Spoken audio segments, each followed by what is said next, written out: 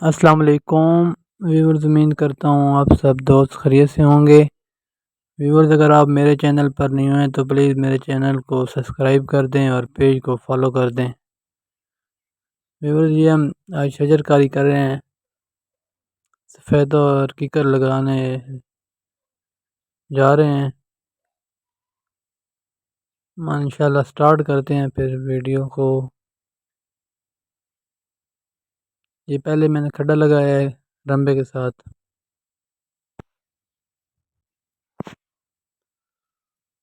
ठीक है, अच्छी तरह खड्डा लगा लेना है।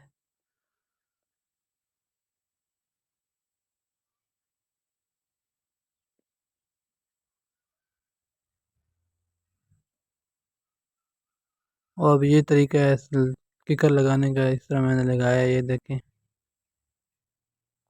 ठीक है व्यूअर, मेहरबानी, शुक्रिया, अल्लाह हाफिज़।